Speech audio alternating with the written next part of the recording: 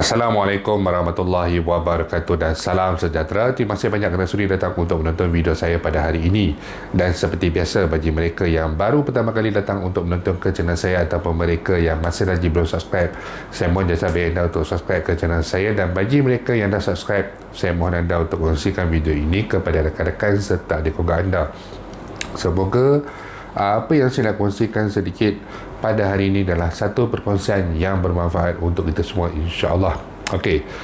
Semalam kita ada disajikan dengan satu berita berkenaan dengan pendapat beberapa orang pakar ekonomi berkenaan dengan tuntutan pengeluaran KWSP, yang mana ada seorang daripada mereka mencadangkan untuk wang caruman KWSP ini dijadikan cagaran kepada pihak bank.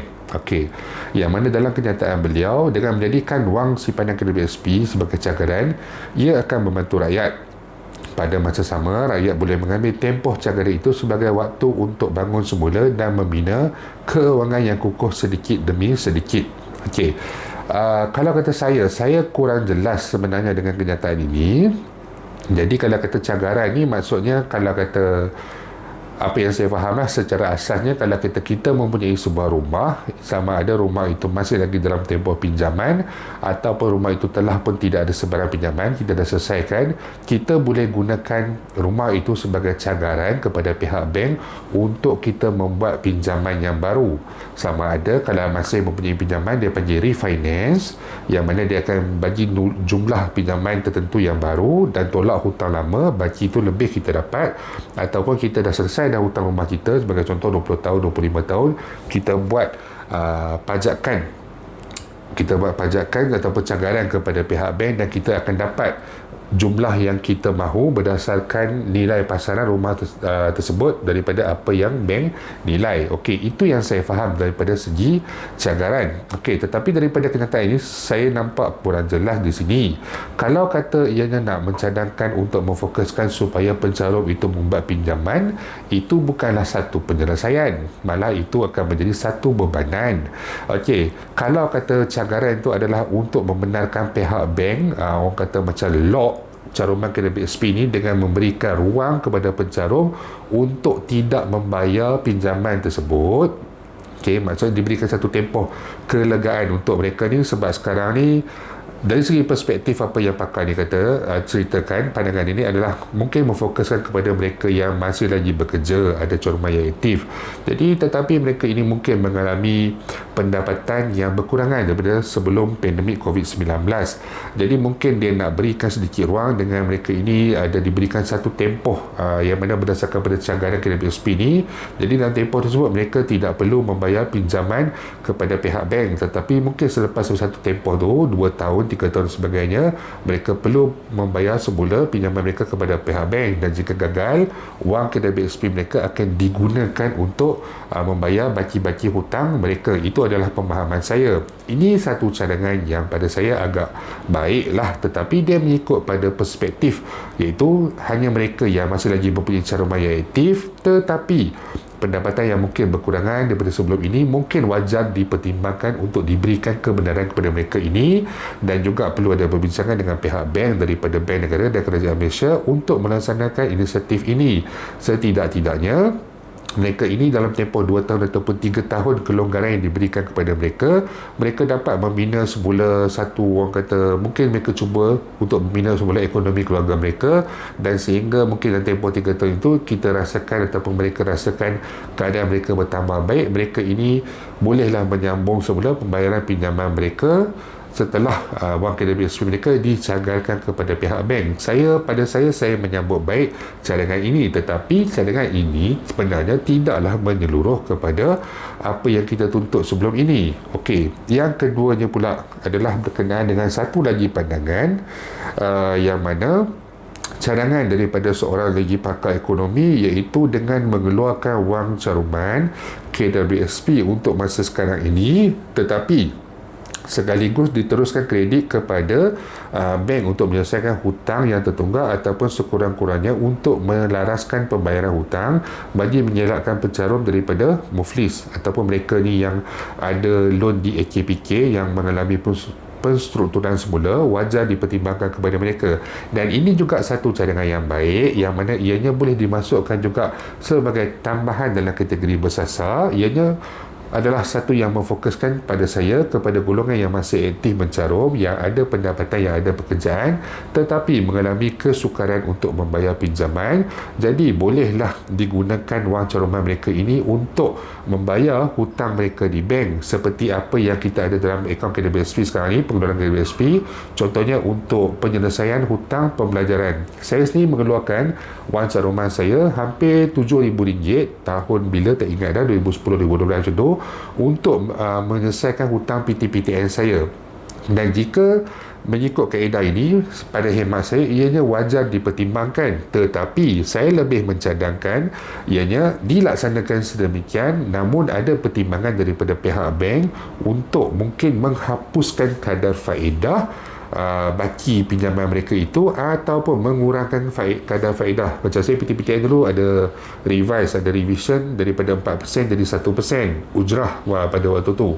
Jadi mungkin boleh dipertimbangkan sebab mereka ini terkesan tersepit dan sebagainya. Jadi apabila mereka ini, orang kata, kalaulah diluluskan bersasar untuk mereka ini, dibenarkan mereka untuk menggunakan wang KDBSP mereka untuk membayar pinjaman kepada pihak bank, pada saya wajarlah kadar faedah baki daripada pinjaman itu dihapuskan. Sebab kita tahu bank pun sekarang ini dengan kenaikan OPR, walaupun kenaikan OPR telah pun ditangguhkan, tetapi pernah tak kita terfikir kenaikan OPR ini sebenarnya boleh dikatakan memanfaatkan pihak bank? Sebab contohnya kenaikan sebulan katalah sekarang bayar pinjaman RM500, apabila OPR naik katalah ada tambahan RM100 jadi RM600. Adakah RM600 itu akan masuk dalam pinjaman pokok kita? Tidak. Dia akan masuk mengikut peratusan yang telah pun diajukan, iaitu sebagai contoh 70% adalah untuk bayaran pokok pinjaman kita dan 30% adalah untuk interest di pihak bank. Kalau kata kenaikan RM100 itu RM70 untuk mengurangkan kadar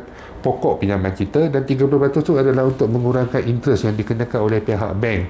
Sedangkan sebelum ini katalah perjanjian kita interest dengan kadar bayaran bulanan adalah sebanyak RM500, dah dipersetujui. Daripada RM500 tu RM300.5 untuk pokok, RM100.5 untuk bunga. Memang kita tahu dia adalah kadar yang terapung, dia mengikut kadar apungan BFR, OPR dan sebagainya. Tetapi kalau kata dengan kenaikan OPR ni nak membantu rakyat sebab nak mengawal harga barang dan sebagainya, itu dari sudut yang betul. Tetapi dari sudut yang kurang memanfaatkan sebenarnya adalah sepatutnya kalau ada kenaikan OPR dan pertambahan bulanan sebanyak RM100 sebagai contoh, RM100 itu masukkan ke dalam pokok terus, dan ianya setidak-tidaknya apabila kita mengeluarkan bayaran yang lebih untuk bayaran bulanan kita, kita dapat mengurangkan jumlah pinjaman pokok kita daripada kita memberikan tambahan bayaran bunga kepada pihak bank. Sebab itu dengan kaedah pengiraan pembayaran OPR, BFR, pinjaman dan sebagainya ni, pada saya kalau kata bagi mereka yang terkesan untuk dikeluarkan untuk menyelesaikan hutang, elakkan benda muflis dari KPK, hapuskan saja kadar faedah. Sebab bank pun dah banyak untung daripada kadar faedah mereka yang sedia ada. Dengan kenaikan OPR pun bank pun menikmati keuntungan tambahan daripada kenaikan OPR. Sedangkan sebelum ini bayaran hanya RM150 untuk pokok, untuk bunga, tetapi sekarang dah naik jadi RM180 untuk bunga, tambahan RM30. Sebagai contoh, kita boleh buat semakan sendiri dengan pihak bank kalau anda tak percaya. Jadi cadangan yang baik untuk membayar hutang, tetapi mekanisme yang perlu dilakukan adalah yang lebih telus dan lebih jujur. Itu yang kedua. Dan yang ketiga apa dia? Saya dah lupa dah. Yang ketiga adalah kenyataan daripada PJR berkenaan dengan pajakan wang cadangan KDBSP, yang mana walaupun cadangan itu mungkin pada saya dikatakan baik, tapi PJR melihat daripada skop yang menyeluruh, iaitu apabila ada orang kata hutang-hutang yang bukan dengan institusi perbankan ataupun hutang-hutang yang bukan dengan institusi keuangan. Jadi maksudnya di sini yang hutang keluarga, hutang sahabat dan sebagainya, itu juga antara hutang-hutang yang kita perlu pertimbangkan, yang mana kalau kata nak dijadikan pajakan memang tak boleh lah, sebab hutang dengan keluarga, hutang dengan sahabat sebagainya ni dia memang ada sistem kan. Jadi mereka tidak ataupun kurang bersetuju, PJR kurang bersetuju dengan cadangan ini, tetapi pada saya tidak ada masalah untuk dilaksanakan. Cumanya jika ianya hendak dilaksanakan, perspektif itu harus dilihat secara menyeluruh. Bagi mereka yang masih aktif mencarum dan sebagainya, okey, boleh benarkan seperti apa yang pakar katakan. Tetapi bagi mereka yang sudah tidak aktif mencarum tetapi masih lagi mempunyai hutang dan sebagainya, itu perlu ada satu solusi lain seperti apa yang dicadangkan oleh pihak Pertubuhan Gagasan Inovasi Rakyat. Dan juga pengeluaran kedai BSP ini bukannya 100% untuk menyelesaikan hutang ataupun mengurangkan hutang, tetapi juga bagi suri rumah, ibu rumah tunggal sebagainya yang mungkin tidak mempunyai hutang dan sebagainya, mereka perlukan wang ini untuk kegunaan harian mereka, sama ada untuk kegunaan tanggungan harian, makanan, minuman, barangan keperluan asas, ataupun untuk mereka menggunakan perkara ini sebagai satu modal pusingan untuk perniagaan dan sebagainya. Memang ada pinjaman daripada agensi kerajaan, Tekun, Mara, lagi apa lagi, Amanah Ikhtiar dan sebagainya, tetapi kalau mereka ini dah tidak ada pekerjaan dan sebagainya, sekarang ni dalam bahasa yang mudah, mereka ini hendak mengelakkan daripada berhutang dan mereka ada wang caruman mereka. Jadi mereka fikir mereka boleh mencorakkan wang caruman mereka itu dengan cara yang lebih baik dan cara yang bermanfaat, dan pada saya ianya wajar diberikan. Kesemua cadangan yang telah pun dikeluarkan semalam pada saya baik, tetapi itulah nama dia bersasar. Cadangan untuk pajakan patut mensasarkan kepada mereka yang berada dalam keadaan yang perlu memajakkan.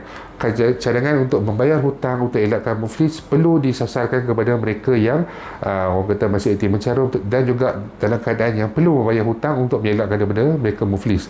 Cadangan untuk pengeluaran, untuk keperluan harian, perlu disasarkan kepada orang yang tidak aktif mencarum, suri rumah, ibu rumah tunggal, ataupun mereka yang dah industri dah tak nak ambil mereka buat patut usia 40 tahun, 50 tahun dan sebagainya. Sebab itu dalam hal ini pengeluaran secara bersasar itu adalah yang terbaik, dan dianya boleh dibesarkan lagi berdasarkan campur tangan cadangan daripada pakar-pakar ekonomi tanpa mengenepikan cadangan asal yang dibawa oleh Pertubuhan Gagasan Inovasi Rakyat. Jadi saya harap ada orang kata